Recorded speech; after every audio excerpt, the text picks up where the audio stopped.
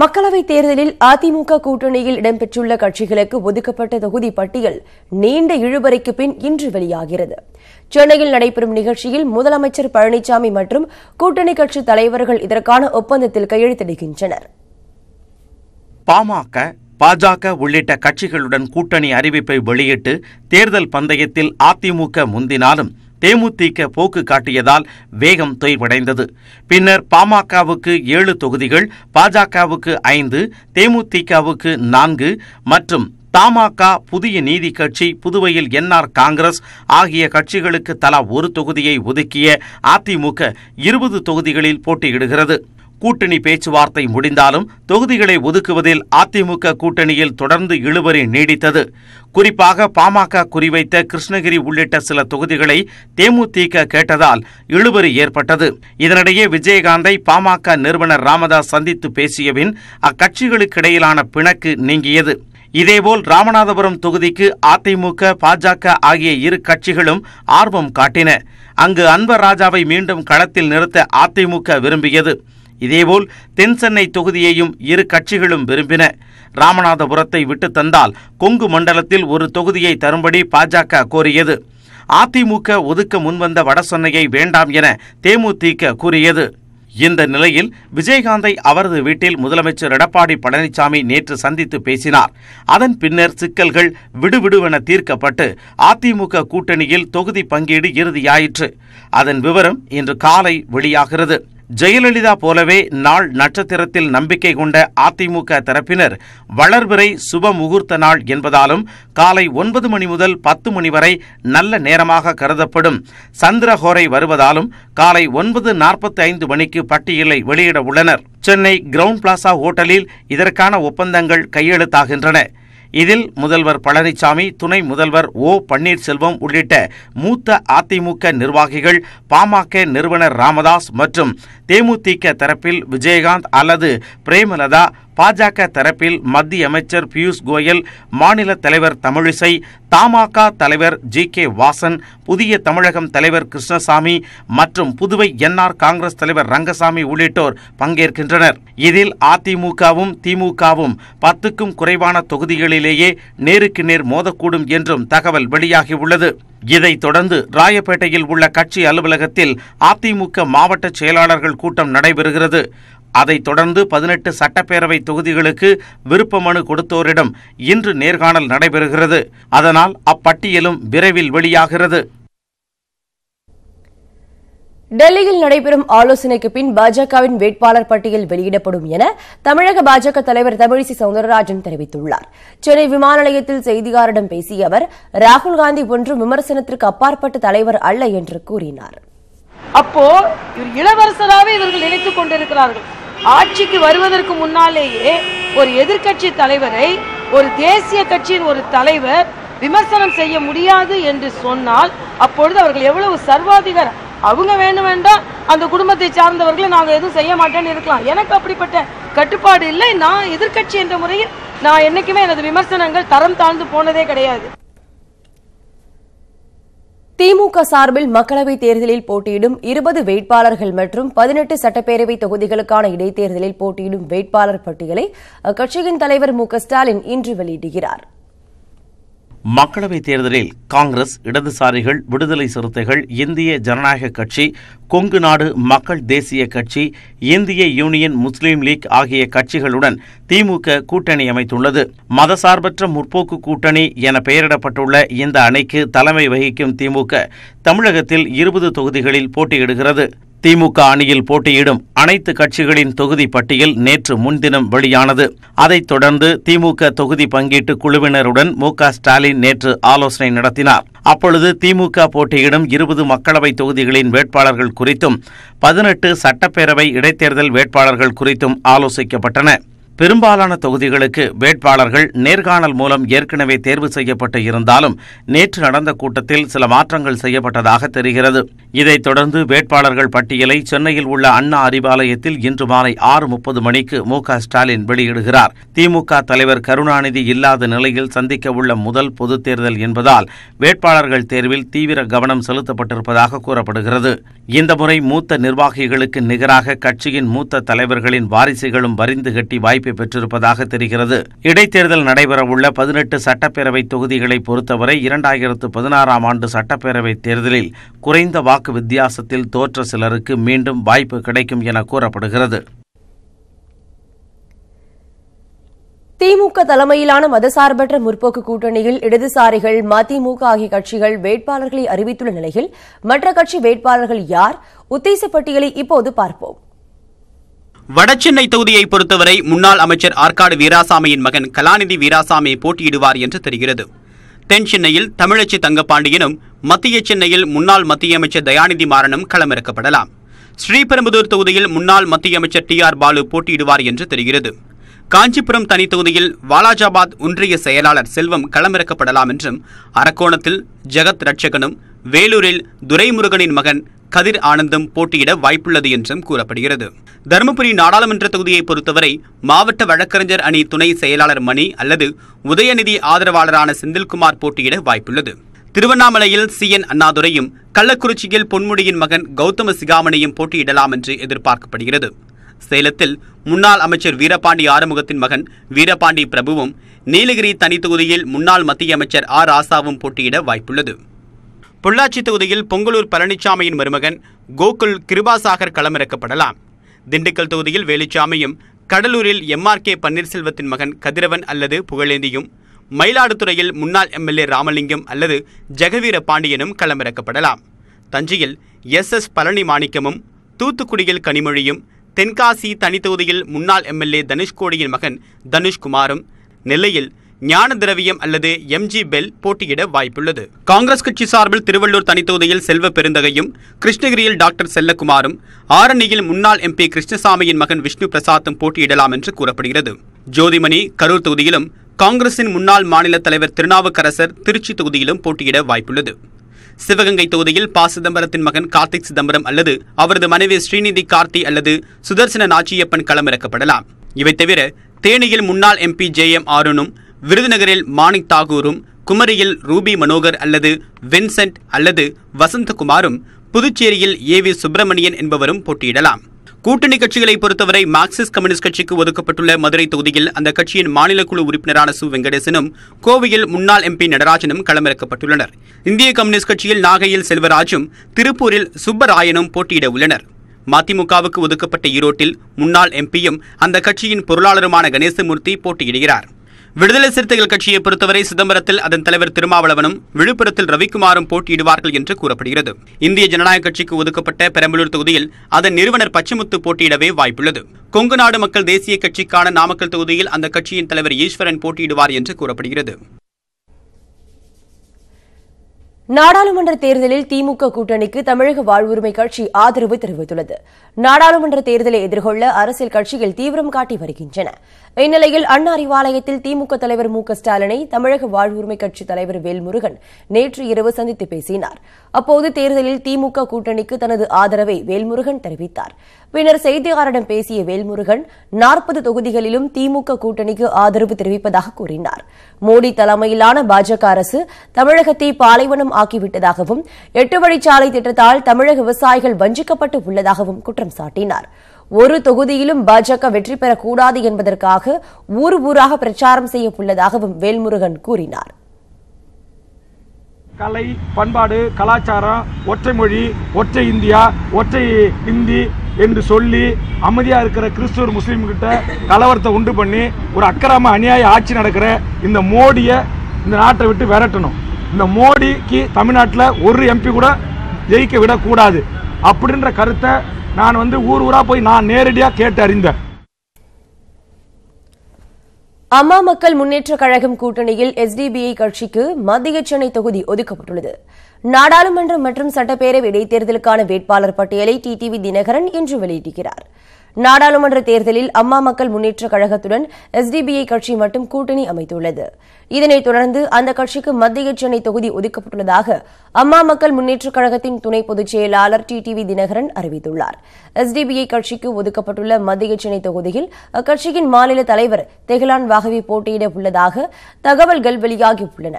இந்நிலையில் நாடாளுமன்ற தேர்தல் மற்றும் சட்டப்பேரவை இடைத்தேர்தலில் போட்டியிடும் அமமுக வேட்பாளர் பட்டியலை TTV தினகரன் இன்று காலை வெளியிட உள்ளார்.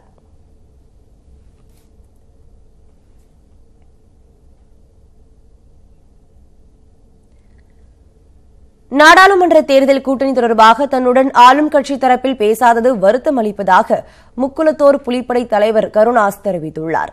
சென்னையில் செய்தியாளரிடம் பேசிய அவர், பல்வேறு தொகுதிகளில் வெற்றியை தீர்மானிக்கும் சக்தியாக தன்னுடைய சமூகத்தை சேர்ந்த வாக்காளர்கள் இருப்பதாக தெரிவித்தார்.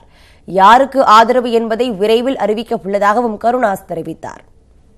என்னை கூப்பிட்டு யாரும் பேசல, அது எனக்கு வருத்தம் இருக்கு. என்னையும் கூப்பிட்டு பேசல, அன்சாரியும் கூப்பிட்டு பேசல, அது ஆளுங்கட்சி தரப்புலையும் சரி மற்றவங்களும் சரி யாரும் பேசல. 20% வாக்காளர் இருக்காங்க. நாளைக்கு வந்து அரக்கோணம், ஆரணி, வேலூர் தொகுதியினுடைய பாராளுமன்ற உறுப்பினரை ஜெயிக்கடிக்கலாமா தோக்கடிக்கலாமாங்கிறத முடிவெடுக்கிற நிலைமையில என் சமுதாயம் அங்கே இருக்கு. ஸோ அதனால எல்லாம் என்ன சாதாரணமாக நினச்சிட்டு இருக்கிறீங்க.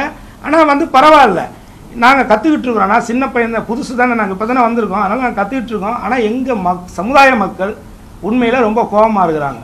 அதை மட்டும் நான் வெளிப்படையாக சொல்லிடுறேன்.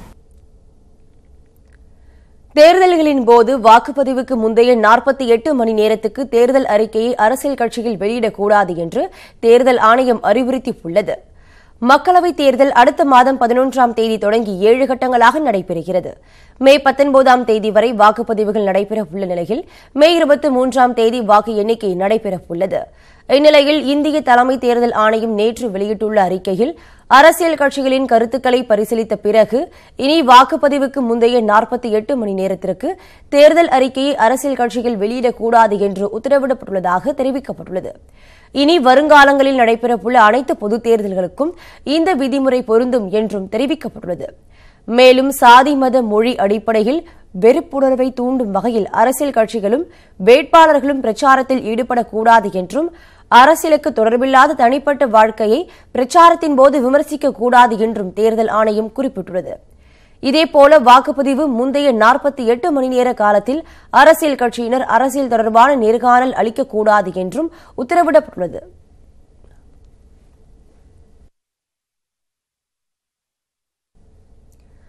நாடாளுமன்ற தேர்தலை ஒட்டி தமிழகம் முழுவதும் நடத்தப்பட்டு வரும் வாகன சோதனையின் போது உரிய ஆவணங்களின்றி எடுத்துச் செல்லப்பட்ட பல லட்சம் ரூபாய் பணம் பறிமுதல் செய்யப்பட்டது. சென்னையில் செய்தியாளர்களை சந்தித்த தமிழக தலைமை தேர்தல் அதிகாரி சத்யபிரதா சாஹூ, தமிழகம் முழுவதும் இதுவரை நடைபெற்ற வாகன சோதனைகளில் 4,88 லட்சம் ரூபாய் பறிமுதல் செய்யப்பட்டுள்ளதாக கூறினார். தேர்தல் ஆணையத்தின் சிவிஜில் செயலி மூலம் வந்துள்ள புகார்களையும் ஆராய்ந்து நடவடிக்கை எடுத்து வருவதாகவும் சத்யபிரதா சாஹூ தெரிவித்துள்ளார். சென்னையின் பல்வேறு பகுதிகளிலும் வாகன சோதனைகள் முடுக்கிவிடப்பட்டுள்ளன. திருவொற்றியூர், மணலி, எண்ணூர் உள்ளிட்ட இடங்களில் தேர்தல் அதிகாரிகள் மற்றும் பறக்கும் படையினர் நள்ளிரவிலும் வாகன சோதனை நடத்தினர். காஞ்சிபுரம் அருகே தேர்தல் பறக்கும் படையினர் சோதனை நடத்திய பொழுது 8000 லிட்டர் எரிசாராயம் ஏற்றி வந்த சரக்கு லாரி பறிமுதல் செய்யப்பட்டது. குருவிமலை பகுதியில் பறக்கும் படையினர் வாகன சோதனை நடத்தினர். அப்பொழுது லாரி ஒன்றில் 1000 லிட்டர் கொள்ளளவு கொண்ட 8 பேரல்களில் எரிசாராயம் ஏற்றி வந்தது கண்டுபிடிக்கப்பட்டது. மதுராந்தகம் அருகே உள்ள தனியார் மதுபான ஆலைக்காக ஏற்றி வந்ததாக கூறியதால் ஆலை நிர்வாகத்திடமும் விசாரணை நடத்தப்படுகிறது. விருதுநகர் மாவட்டம் சாத்தூரில் வாகன தணிக்கையின் பொழுது 20 லட்சம் ரூபாய் மதிப்பிலான தடை செய்யப்பட்ட குட்கா பறிமுதல் செய்யப்பட்டது. மினி வேன் ஒன்றில் 40 மூட்டைகளில் ஏற்றி கொண்டுவரப்பட்ட குட்கா மூட்டைகளை பறிமுதல் செய்த பறக்கும் படையினர் ஓட்டுநர் சுரேஷ்குமாரை ஓடைவெட்டி காவல் நிலையத்தில் ஒப்படைத்தனர். கோவை கருப்பண்ண கவுண்டர் வீதியில் தேர்தல் பறக்கும் படையினர் நடத்திய சோதனையில் ஆவணங்களின்றி கொண்டு செல்லப்பட்ட 5 லட்சம் ரூபாய் பணம் பறிமுதல் செய்யப்பட்டது. தர்மபுரியை அடுத்த கொல்ல அள்ளி பகுதியில் நடத்தப்பட்ட சோதனையில் போர்வெல் தொழில் செய்து வரும் பெரியண்ணன் என்பவரிடமிருந்து 5 லட்சம் ரூபாய் பணம் பறிமுதல் செய்யப்பட்டது. நாமக்கல் மாவட்டம் பள்ளிப்பாளையத்தில் வாகன தணிக்கை நடத்தப்பட்டதில் தனியார் பேருந்தில் கொண்டு செல்லப்பட்ட 12 லட்சம் ரூபாய் ரொக்க பணம் பறிமுதல் செய்யப்பட்டது. பணத்தை எடுத்துச் சென்ற மோன்சி வர்கீஸ் மற்றும் குமாரசாமி ஆகியோர் சாயப்பட்டறை தொழிலுக்காக பணம் கொண்டு செல்வதாக கூறியுள்ளனர். அவர்களிடம் விசாரணை நடத்தப்படுகிறது. இதேபோல் சீர்காழி அருகே சூர்காடு பகுதியில் நடத்தப்பட்ட வாகன சோதனையின் பொழுது 11,50,000 ரூபாய் ரொக்கம் பறிமுதல் செய்யப்பட்டது. ரேகா என்பவர் வங்கியில் உள்ள நகையை மீட்பதற்காக பணத்தை கொண்டு சென்றதாகவும், ஆனால் உரிய ஆவணங்கள் இல்லாததால் பணம் பறிமுதல் செய்யப்பட்டதாகவும் கூறப்படுகிறது. சேலம் மாவட்டத்தில் ஒதியத்தூர் மற்றும் தலைவாசல் பகுதிகளில் நடத்தப்பட்ட சோதனையில் 2,70,000 ரூபாய் பணம் சிக்கியது. திருச்சி கரூர் சாலையில் தேர்தல் பறக்கும் படை அதிகாரிகள் சோதனையில் ஈடுபட்டிருந்த பொழுது அவ்வழியாக உரிய ஆவணங்களின்றி காரில் கொண்டு செல்லப்பட்ட பித்தளை பாத்திரங்களை அதிகாரிகள் பறிமுதல் செய்தனர். நாடாளுமன்ற தேர்தலை ஒட்டி தமிழகத்தின் பல்வேறு பகுதிகளுக்கும் துணை ராணுவ படையினர் வந்துள்ளனர். தேர்தலுக்கான ஏற்பாடுகளை மாவட்ட ஆட்சியர்கள் ஆய்வு செய்து வருகின்றனர். திருப்பூர் நகரில் தேர்தல் பணிக்காக வந்துள்ள துணை ராணுவ படையினர் மாதிரி அணிவகுப்பு நடத்தினர். குமரன் சாலையில் துவங்கி மாநகரின் பதற்றமான பகுதிகளாக கண்டறியப்பட்ட பகுதிகள் வழியே அணிவகுப்பு நடைபெற்றது.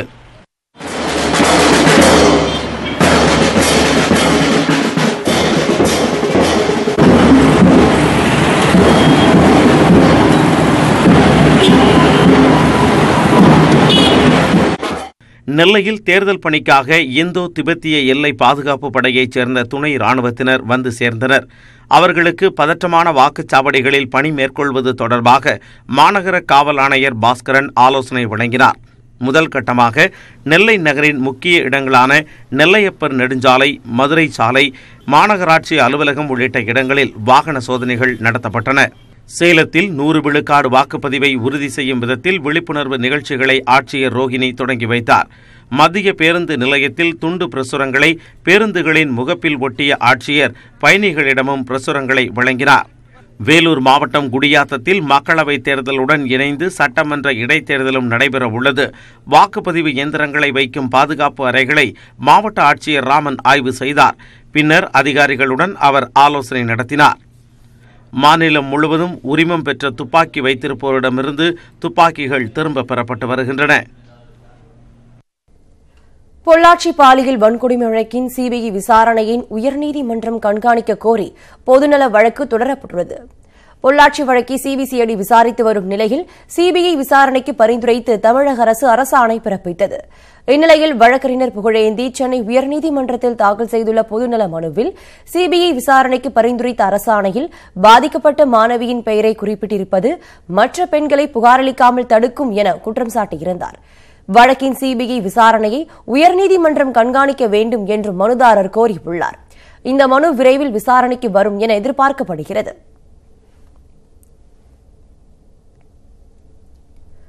பொள்ளாச்சி பாலியல் வன்கொடுமையில் குற்றவாளிகள் மீது உரிய நடவடிக்கை எடுக்கப்படும் என தமிழ்நாடு மாநில மகளிர் ஆணைய தலைவி கண்ணகி பாக்கியநாதன் தெரிவித்துள்ளார்.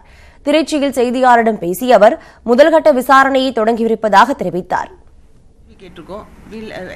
இப்போதான் நாங்கள் அந்த ப்ராசஸ் ஆரம்பிச்சிருக்கோம். 13ஆம் தேதி எங்களுக்கு 12ஆம் தேதி இரவு கலெக்டர்கிட்டேருந்து எங்களுக்கு ரிப்போர்ட் வந்தது.